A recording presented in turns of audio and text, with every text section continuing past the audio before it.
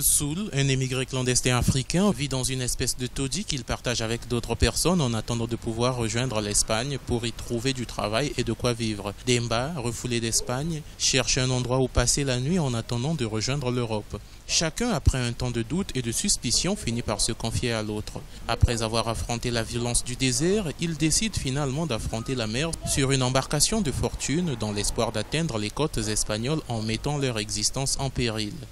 Je me suis posé la question de savoir qu'est-ce qui pousse les gens à partir, à quitter leur endroit naturel pour aller ailleurs.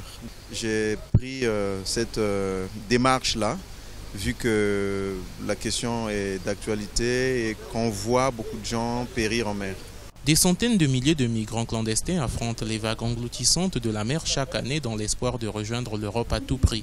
L'auteur de cette pièce a utilisé le théâtre afin de sensibiliser la jeunesse africaine face à une réalité qui est la cause de plusieurs pertes en vies humaines. Je l'ai trouvée assez réaliste parce qu'elle peint en fait le quotidien de ces Africains qui pensent que l'Europe est un Eldorado vers lequel ils veulent arriver, bravant et tous les dangers qu'ils peuvent rencontrer sur leur parcours. Tout ça pourquoi? Parce qu'ils pensent que là-bas il y a le mieux-être, il fait bon vivre, alors que parfois ce n'est pas ça la réalité.